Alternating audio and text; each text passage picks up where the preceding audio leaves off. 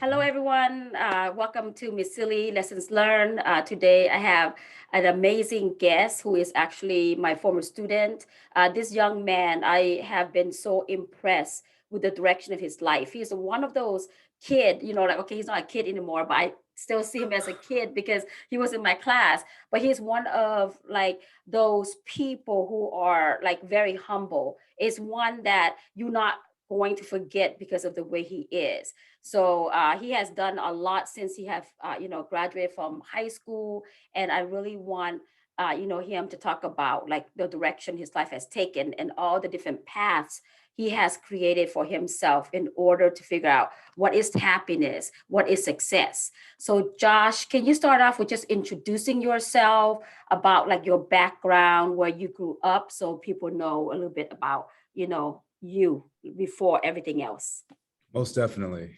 Thank you so much, first and foremost, Miss Seeley. I really appreciate you. I love you so much. And Oh, thank you for don't make me creating this cry. space. But I just appreciate you so much. So thank you. I would love to talk to your students or anybody else who's watching this. My name, like you said, is Josh David, and I am a social capitalist based in Beverly Hills. For the past 6 years, it's been my home. And since the start of my career, I have provided strategy and development and entertainment services. I have a deep passion for community, and I pride myself in producing quality work for myself and my clients. I've studied under CEOs in the past in entertainment and hospitality, and I've worked with some amazing clients, including Apple and Nike and some other awesome brands. And I've been fortunate to be recognized in some of film festivals for my work in film scoring. And so I've really enjoyed that process. And I currently just love hiking. And my favorite place is Joshua Tree National Park. So I'm born and raised in Warsaw, Indiana, and I grew up, I would say, not necessarily in the best financial situation.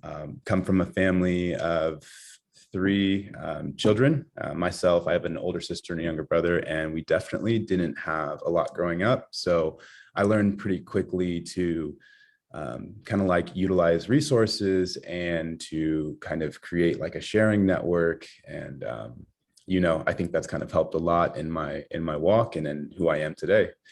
So I've spent the last 8 years in California, and I actually went to high school in Arizona. That's where I met Miss Seeley. So Yes. a little bit about me, but I'm really looking forward to this conversation, and just creating this space with you, Miss Seeley. So thank you. Yes, Josh, thank you so much for giving us a glimpse of your life and, before and to where you are today.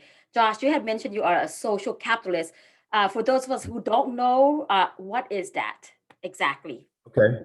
So a social capitalist, the best way I can break this down is a socially responsible entrepreneur, someone who is understanding the environment and the people around you and your local community, your local state, and you're creating socially responsible products and services that benefit the immediate community and then the greater community around you. So I think that capitalism in itself it can be harmful, right? People, there is a huge gap in wealth, and it just seems like they're accumulating more and more and more, which, what do we need more of? So social capitalism is where you're benefiting everyone around you with these products and services. And you're not just looking at monetary values and, wealth building, but you're looking at building the community around you and creating new things that help people, really. So I love that, Josh. Actually, like when you were saying that, I was thinking of the term social entrepreneurs. yeah, This came out like a couple of years ago, and they were saying how, instead of asking, young people like what they want to be in life, instead ask them like what problems do you want to solve, in exactly. society and the community. And that's what I love, that what you are doing, right? It's like Yeah. what problems do you see, Josh, in in your community or the world, or or nation, that you want to solve? Like what gets to you? What do you think, Josh? Is Um, yeah, I really think technology is incredible, and I think technology can solve a ton of problems. So, just like Airbnb and Uber are taking old, outdated traditional industries and, connecting the world with them, changing them, upgrading them, revolutionizing them. I think that in that same way, that a simple app like Uber can, connect the world and make rides affordable and transportation. I think that that key part of that would be the technology. And I think that now that we're in the 21st century and we're getting access to new technology, we're going to be able to solve so many of these problems we've dealt with for thousands of years, now due to advancement in things like machine learning and AR and just everything. These systems and processes can really do so much more than one person can, or someone without the technology. So I'm really excited about the future. I love technology. I love investing in it, learning about it, participating in it, studies and research and development. So I'm really excited about what like the decentralized networks can do, not just cryptocurrency, but blockchain as a whole. I think that's going to solve a lot of the world's problems when it comes to misinformation, greed, and all these things. So where do I start? I think poverty and hunger are two kind of initiatives that I really are close to my heart. And those are two different things that I would love personally to work on for the rest of my life. I love that, Josh. I know Mhm. a couple of years ago, I saw that you also helped the homeless, right? Were you like Mhm. in Skid Row? Was it Skid Row, Josh, where you were I passing was in out Skid food and Row. things? Can you Yeah. tell us a moment about that? Like, how was that life changing, when you were down Yeah. there? So I've just wanted to help, and I think that I was under the impression that I needed to build up myself and get, wealth and different things under me, and before I could really make an impact in the world. And I think that was such a flawed way of thinking, because one day it just hit me. I was looking at my closet. I was just getting a bunch of clothes together, and I was like, I can't throw these away. Like, I can't do it. I have to like repurpose them. And I just don't feel good about it if I would just take these to the trash right now. And to some aspects, I like, even going to Goodwill didn't fulfill me, because I knew that someone was just going to make a profit off of them. And I know that they do a lot of good, but I just felt like a super large company like that is just not getting into the niche parts of the community that really, really, really are in need. So I have a heart for the homeless, and it really hurt me every time I drove through Skid Row, seeing the level of life people were living in different sites. Just really, really, really depressing. So I wanted to make impact. And so one day I just got my clothes together and I went to Skid Row and I just started passing them out. And it gave me a feeling that I haven't felt really before, and a new sense of purpose. And ever since then, I kind of started to record it, asking my friends and family and loved ones if they would donate clothes to me so I could take them once a week to Skid Row. And so I kind of started my own unofficial nonprofit, not to do anything with money, but I wanted to create a network of giving. And yeah, every day I'd go, my friends would call me, hey, come pick up my clothes. I would come, throw them in my trunk, and then head to Skid Row, and not just really give out the clothes, but also kind of create relationships with people, talk to them, ask them who they were, how they've got to this point, and understanding that. And really, you can't really solve a problem unless you understand the problem. So those conversations changed my life. I have a lot of really good friends now from Skid Row, and people who've made it out of well, the Skid Row houses and housing development. It's like a 12-step program, or like a 12-month program. So being able to be with those people through that program and watch them grow and then excel after they graduated was just beyond like joy for me. So yeah, that's kind of how I started with that. And unfortunately, I'm pretty busy now, but I just can't wait to kind of continue that in the future. Yes. I love it, Josh. I totally get what you're saying. It's like a euphoric feeling when you help, I'm Yeah. the same way, just recently this summer, I decluttered my closets and my house. And I actually it's called Inspired Donation. And the Mm, donation goes to like the addiction house, to help people who are trying to get out of addiction. So like the donation goes to there, like right. household items and clothing. And there's nothing like it. Like you said, it's connecting with human beings, and also Yeah. when you're talking to the homeless people, like my family and friends, sometimes they don't understand why I do it. They're like, like, why are you making all this, turkey dinner? Nobody's going to want it. And I go, you know what? Even if they don't want it, if one person want it, that Mhm. my mission is accomplished. It's not the amount of people, Yes. at least that one person that nobody show that they love or care about them. And you saying, Josh, hey, how are you? Are you Mhm. okay? Just a simple human connection. That's what Yes. people don't get. It's not even the stuff. It's you No, saying you care about them, right, Josh? When you hand it out exactly. those things, and I'm so proud of you for your focus on that, on humanity, on poverty, on homelessness.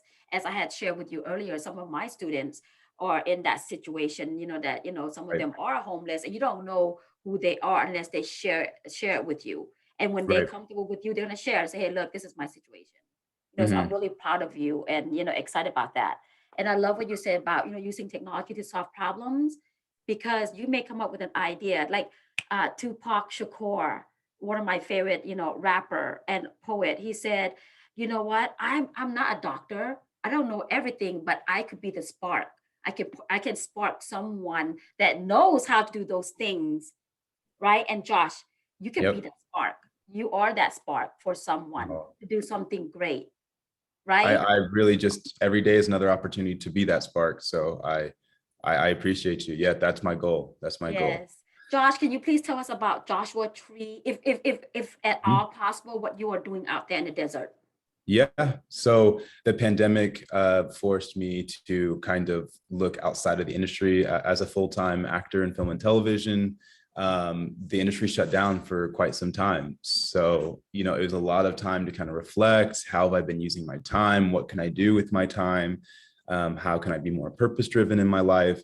And I recently got in a relationship and met this awesome woman named Emily, and she just started telling me all about Joshua Tree, California, and how it was like her favorite place to go. And there's this thing called glamping, and how it's a way to like reconnect with your true self and get into nature and disconnect from like the city and just the energy there that was just so toxic at the time. We were dealing with um, the the protests from the George Floyd situation.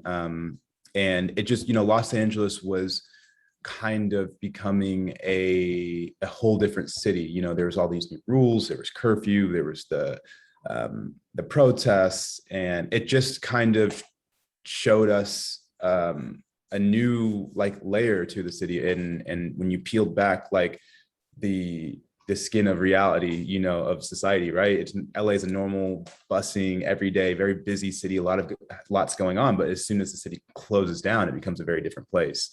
And so we fell in love with Joshua Tree. She showed me it. We went glamping once. I fell in love with it. And I was like, Yes. hey, look, I really want to do this with you. Like, this is so cool. I think that the world needs to escape right now. And I think people need a way to get out of the city, get off the grid, and kind of tune back in so they don't get lost in all this craziness, right? A lot of people are experiencing death, depression, there's just so many things, whether within your own family, your work life, or your personal life. There was a lot of changes. So disconnecting and kind of tuning into nature and getting more in a space where you could focus was really our goal. And we wanted to rehabilitate people and, help. So we wanted to create this little resort in the desert. Joshua Tree is a very spiritual place. It's in the Mojave Desert, so it's home to the yucca palm, which is also known as the Joshua Tree. It only grows in this region of the world, and the Native Americans had a lot of spiritual like definitions or practices involving the Joshua trees. So it's kind of a really spiritual place, I would say. Very quiet, there's a lot of space. And so it's a great place to kind of travel to and disconnect and kind of, find that yourself in nature. So yeah, long story short, I've got a little bit of experience in, general construction, carpentry. My grandpa has been like a master carpenter his whole life. So that always inspired me. And so when we started looking at land and we realized, we're like, wow, it's not actually that expensive at the time So it became real, and we closed on our property in like October of last year, and didn't really have, like I said, not a ton of experience and not a lot of skills in that area, and just kind of just taught ourselves really everything and just started to build. Um, so now, fast forward, we've got 7 listings. We have I guess would be called a private campground slash glamping ground. And everything is fully off grid, sustainable. I tried to use a lot of my goals with purpose and kind of like trying to be a better influence in the world and leave like a green footprint behind. So I really wanted to make sure that we were not like destroying the environment with building anything on it. We're repurposing materials to build our structures. So we didn't use all brand new wood. I had friends who, just like with the clothes, they donated lumber, they donated tools, they volunteered. And so we were actually able to build a fully off-grid, solar-powered, recycled water campground. And Wow. really excited about that. It really feels good to do something good for the environment. And, people can enjoy their time there. And you can teach them about the way the campground works and the power system, and they can feel good about, okay, like I don't even feel like I'm wasting my water right now, and it's being repurposed, and I'm not, just draining power, so it's been really cool to build that, and I've learned a lot. So that's currently the project I'm working on. And yeah, got some other developments in LA that I'm still working on as well, but that's my main goal, is to kind of get this campground completed and up and running. And we'd love to hold retreats and, like I said, rehabilitate people who just need a break from the mundane day-to-day lifestyle, and they need to kind of get out of the city and get more in tune with their true self. I love it. Josh, so how many more months before you go live? So we actually went live in January. January 15th was our first day, and Yeah. we were booked immediately. Of course. We booked immediately.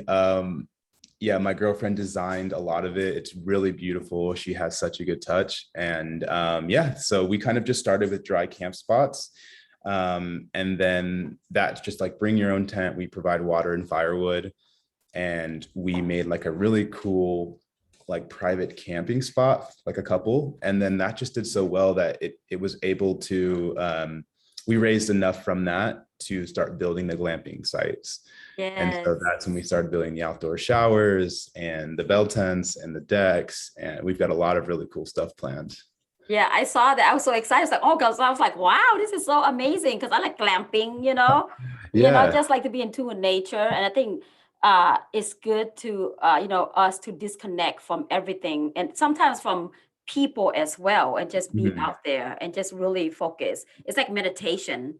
Yeah. The way to meditation is you're not even trying to solve anything. Meditation is kind of like, finding space, asking questions, of the universe, and Yes. you literally just sit there and try to figure it out, and I think Yep. sometimes we don't do that enough. Like my grandfather, my uncle, he meditates every day, Josh, for at least 15 minutes before bed Wow. every day for, I don't know, over 40 years. Wow. He does that because he was in a monastery. He was a monk, Wow. for years. And so when he got out of the monkhood, he still does it, Mhm. so I love what you're doing out there. I think it's Yeah. amazing. This is Oh, it's thank also you. much needed, Josh. It's Mm. really, much needed. It's more like instead of material wealth, it's spiritual wealth. That's All what right. people need, right? So Yeah. I love it. Josh, let's take it back a little bit Thank you. here before you doing all this stuff. Josh, you have changed directions in your life in so many ways. Because I remember when you were in high school, I remember when you came to me, Gomisili, you were an FBLA and you want to go to a competition or something, and you guys need like $1,000 or something. And then Yeah. I go, oh, hey, write a letter to Wells Fargo, yeah, and Yes. ask for money, right, Josh? And then Yes. Josh, I saw a picture of you in Fuke in front of Wells Fargo. What was that? Years later, Yep. it was so surreal. I was like, wait a minute. He used to try to go to on a trip that was like $1,000 or something, on this, trip. And then when I saw you, you and Fuke, you guys standing in front of Wells Fargo, can you Yep. like You remember that picture, Josh? Yeah. What was that? So, okay, so going back to high school, that was like the first time I'd ever gotten any like offer to do anything outside of just the normal routine. So I, kind of not having a lot of money growing up, like we never took vacations. I never got to do like really a lot of like anything outside of my home city. So when I had that opportunity in the marketing class, I don't know. I just took it. It just seemed like it was the right thing for me to do. And I really want to experience that life outside of the small town and go meet these other future business leaders. And I felt like I had something in me that made me feel like a future business leader. So when you said, go around town and talk to banks and talk to other people, that literally was my ticket to success, because I think the first two banks we talked to, Wells Fargo was one of them, and they had a small fund for schools and literally like this exact thing. And so they were so happy to donate to us, because they said, actually every year we kind of just, it stays in that fund and it rolls over to the next year. They don't really give it away, or they don't have a lot of opportunities like this where people come to them. So I learned a lot through that situation. That taught me a lot about fundraising, a lot about corporate budgets and the things that they have set aside for nonprofits and for education. And so that was really empowering. So thank you so much, Miss Celia. Like I said, that changed my life. I learned a lot through that experience. But Josh, And isn't then, that crazy though? Like thinking back, I mean, it's so surreal. It's like in your everything in your life, those little moments that might not be so significant, but mm, look at where you are now, Josh. You running a business, mm, and there's other people mm, that might come to you, that says, yeah, "Hey, Josh, I'm thinking about this idea." It's so like yeah, surreal to see it flipped the other way around, yeah. you And the know? journey to get here was insane. So I'm just really, if someone were to ask me about, how to start a business, or, ask a question about a product or service they're working on, through my experiences, I would just love to guide or give help or advice, because like, yeah, you kind of have to fail a lot. You get a lot of no's, you get told, you're never going to be anything, you hit a lot of obstacles before you get anywhere. And so, I think just the whole journey as a whole is just so rewarding. And it's not even the destination, it's not sitting in a nice home, it's not being able to travel, it's the smile you put on people's faces, the good that they do from the inspiration that they draw from you, and the life that they choose to live after those interactions. I think that's the most rewarding for me. So Yes, definitely. yeah, All right, Josh, one more thing, okay? Next, like, walk down through memory lane. Okay, I know you had want to go to West Point and you actually got in, remember that? And then yeah, something happened where you changed direction again, Josh. What yeah. happened? What happened? So I was walking in a mall in El Centro, California, and got approached by a manager at, I think it was Hollister. Yeah, It was either Hollister or Abercrombie. I believe it was Hollister. yeah. Shout out to David. Actually, if David watches this movie, he is also another awesome soul in my life who's guided me and opened doors for me. So thank you so much, David. Really appreciate you. But yeah, so he approached us and he was like, look, guys, we're looking for some new models, and we're it's getting ready for the holiday season. So there's some opportunities. If you want to stand outside of our store, you make like $100 and you get a free clothes. And so I heard that and I was like, oh, I'm a senior in high, or I was like a senior in high school. So No, I'm just, senior, you were a what? senior. I was a Yes. senior. So they're like $100. I'm like, that's a lot of money. You know what I mean? Like just to stand somewhere and I get free clothes. And so it just blew my mind and didn't think much of it. And I stayed in contact with David. I ended up doing the holiday season modeling for them. And it just really wasn't anything. It was just standing outside the store and waving and saying, hi, how's it going? And then like 2 or 3 months later, I get a call from David. And he's like, look, I sent your information to corporate and they love you. And so they want to fly you out to Germany and like all these different countries. And they want you to model for them and all these other things. And like, I just remember my world changing that moment. Like, I can't even imagine the type of like happiness I was feeling, and like, oh my goodness, like God just really changed my life. So that started just, that altered my path. I do believe I would have gone to West Point. I really wanted to make you proud. I wanted to make my dad proud, and I wanted to make Miss Lundy proud. Yeah. So West Point was for sure the destination I thought I was headed to, but this just came into my life, and I knew that there was always like a greater purpose. So I saw this as a door, and I said, you know what, college can not necessarily wait, but those institutions and education is always going to be there, right? I can even do it at the same time as modeling. So I knew that this would be an opportunity to potentially pay not only my bills, but my parents' bills, and to help out, you know, my friends and loved ones. And I just was like, yes, this is for me. And I went and never looked back, and I have no complaints at all, I you know. know, Josh, I'm like so amazed, like by your courage. And yeah, we want you to go to West Point and everything else, but you say, you know what though?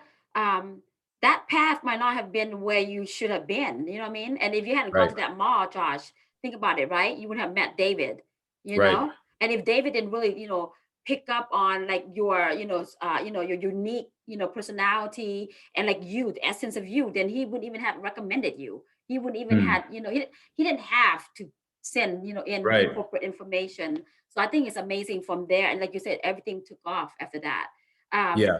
Josh, I know David made a significant impact on your life. Anybody else that you have met during, like, being an actor, or in any realm of your career, that you like, man, I have to listen to this man, this person, they Mm. really have good advice for me? So can you think of Let's someone? see. David, you and Miss Lundy were very, very, very, very powerful figures in my life.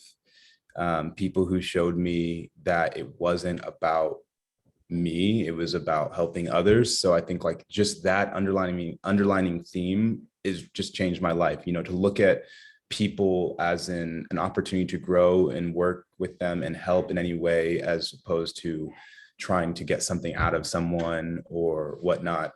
So, you know, you and Miss Lundy really changed the path of my life with all the encouragement, the support. A lot of you guys just really spoke visions to me, where you were like, I see this for you. I see this for you. Like, this quality about you can take you so far. And like, no one ever spoke to me like that.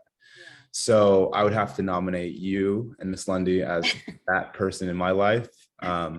Because the celebrities, um, I don't know. I just don't think that status and wealth really can do much for someone. It's just that fire inside them, and how you nurture it, and what you feed your soul, and the things you put in your body, and the things you listen to, and the people you stay close to. So you guys were monumental in my life, and you guys made me believe in myself. So that was really, really big. And let's see. So I was really disappointed in Hollywood. I kind of got let down a lot. I met a lot of figures who are pretty famous, but when I met them, it just seemed like they were normal people.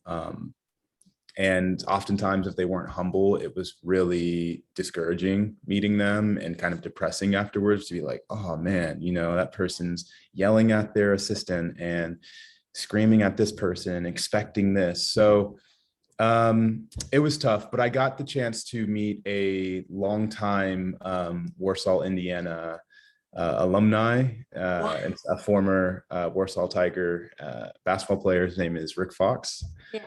And that was the school I went to before I moved to Arizona. So Yeah. he was just really encouraging, very humble guy, you know, grew up in the Midwest just like me. And he gave me a lot of encouragement and support. Just said, you know, just keep going, focus hard, you know, be diligent in your work.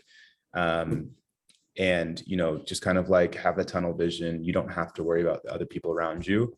And, you know, he was just so humble and so friendly and genuine. And I think that seeing that just really helped me to kind of shape who I wanted to be in the future, right? If I could be like someone, I felt that being humble and genuine and authentic were some of the traits that I really, really, really admired. Like, and people like that made you feel so comfortable to be around them, and listening to them was like awesome, because you actually want to listen to someone when they're actually, being a good person, or, teaching you something, and not, um, I don't know, not being unauthentic about it. So Rick Fox, I got to spend a lot of time with him, and he really just kind of changed the way I look at the world and see things too. So it was really fun being on set with him. I did a film with him.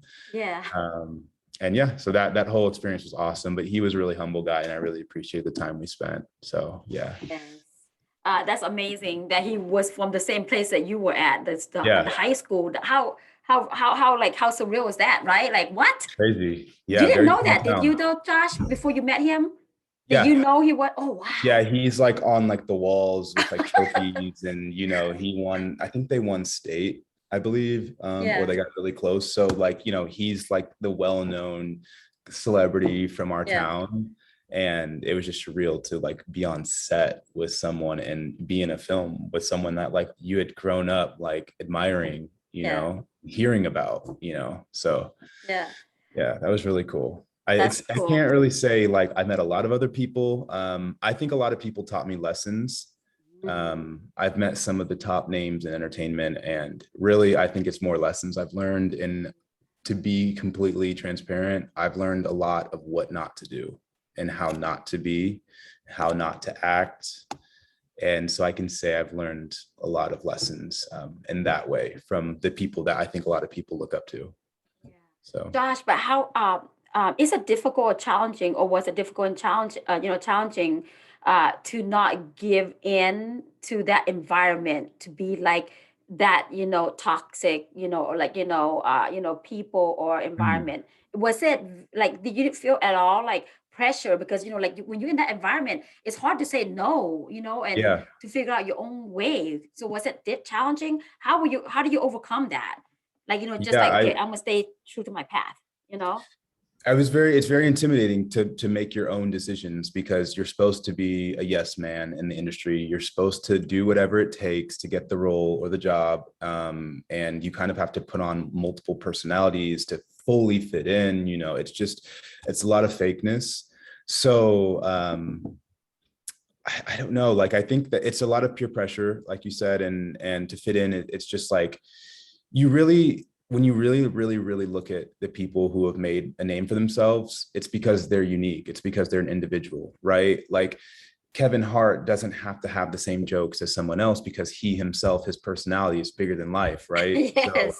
trying to be like someone else would only discount who he is and his purpose and walk in life and whatnot. So I think that kind of realizing that the crowd wasn't really going anywhere, and honestly the crowd is already 2 or 3 steps behind, you know um just when you kind of study that and reflect on it, then you start to really, really, really double down on yourself and invest in yourself and invest in your unique personality, and you really, really listen to yourself when you have a feeling, or like your conscious is telling you something. I think the sooner you can really tap into that and listen to that sound, or that voice inside of you, that's the sooner you'll get to your purpose. And it was tough. Everyone, when I first got there at 19, it was just try your best to do what that person's doing. Oh, that, like, Instagram was new at the time. So it's like, look what all these other people are doing on Instagram, be like them, and, work your way up the chain. And it just didn't feel authentic to me, and it didn't feel like it was my purpose. It was somebody else's to do that type of stuff. So I guess, I don't know, I guess I got lucky, because I've being from Indiana and having to be independent to get to this point was what I was leaning on to get past it. And so yeah, it was pretty easy for me not to fall into the peer pressure, also because I didn't have any money. So I couldn't afford to have that lifestyle. I couldn't Right. afford to go out. Like, I came to LA with like $500 Wow, and Josh. to my name. Like, I luckily met an awesome friend when I was in Germany, and he lived in California, so he let me stay at his house. and like get on my feet. His dad and him were just so amazing in my journey. So shout out to Andrew, Hey, one of my Andrew, good job. best friends, really a huge big brother to me. But yeah, dollar and a dream. I did not have the money to party. I didn't have the money to do drugs. I didn't have the money to do a lot of the things that make you cool, I guess. So Yeah. that was a natural barrier for me. And so working around it and having to just enjoy myself and my time anyways is where I found a lot of my opportunities. Yeah, I love Yeah. it, Josh. I mean, that is so, it's so crazy how your foundation at a very early age, all the struggles as well, is actually made you who you are today. Like you said, it kept you away from all the bad things and the bad people and the right people into your life, like in different Yeah. parts of your life. Isn't that crazy? Yeah. Right? To the moment right now, with your girlfriend, Yeah. like, right at the right moment, like, right moment in like your, I guess, life path. I don't know, Mhm. Josh, you ever heard this saying? It's a Chinese, it's like, ancient Chinese, red thread. And it says something, it's called like the red thread. And it's like supposed to be like about, like your soulmate, but you can Mhm. apply it to like your life in general, like platonic too. Like, there's a red thread that it connect you to like your soulmate that you're supposed to be with, right? And the thread could like, it could like tangle up, it can stretch, but in the end you will come together. And I think it's more Mhm. than just like, about your soulmate. It's about life in general. Each of us, Miss Lundy and I, and your friend Andrew and David, we were already on that path, on your Yeah. path. And I'm glad that along the way that, you picked us up along the way, and that we able to like, add a little part to your amazing life. And Oh, I'm like yeah. Huge really, part. yes, Josh, I'm like so excited about your journey. I mean, Miss Lynn and I, when you first went away, we were talking among ourselves, like, we haven't heard from that boy. Like, what is he doing? Is he okay? You know how Miss Lundy is with a little hat, Yeah. she'd be all Yeah. like, and we'll be talking, like, have you heard from him? No, I haven't heard from him. I don't know. We should just leave him alone. We don't want to be like stalking the kid. Oh Yeah, yeah.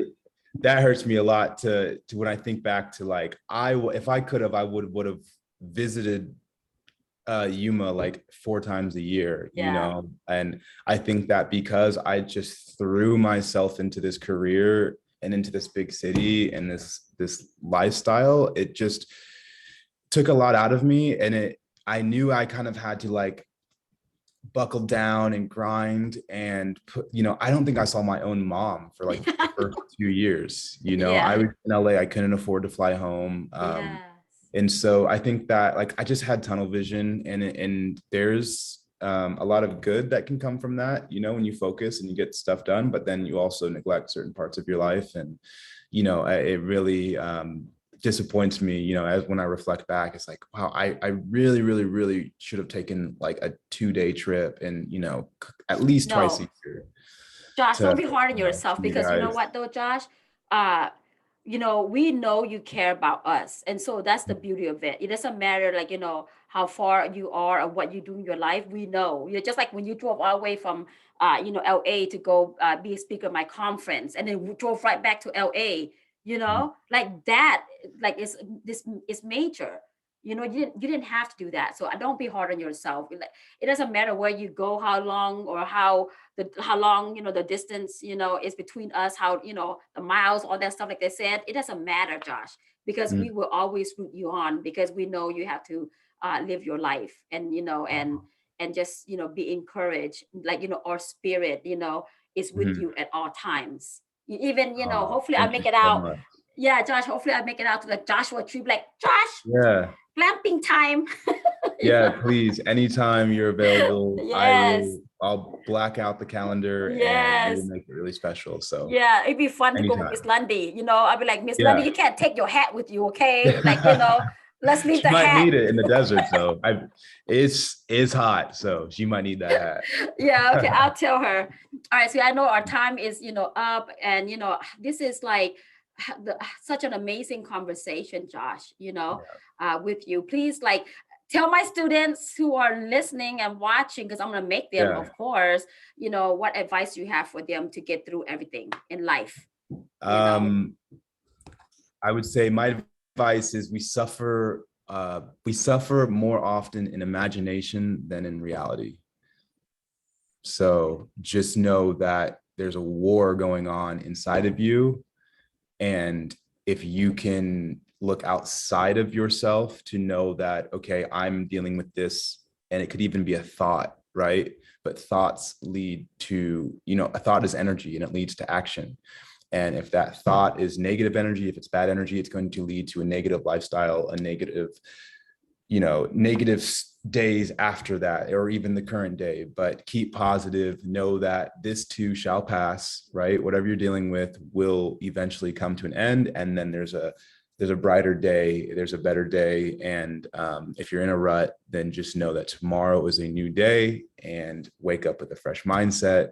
Tell that negative voice inside you, look, I'm in control, and this is my purpose, and the rest is history. So Love it, Josh. I love yeah, it. Guys, I hope you listen to what Josh is saying. It's so true. He said, right? You have to like live life with purpose. And like he hinted at, we shall overcome no matter what it is. In the 100%. meanwhile, take care of yourself, be true to yourself, always, and stay in your own path. Don't go in anybody else's path. That's not meant for you. So until next time, have a good night, and I'll talk to you again.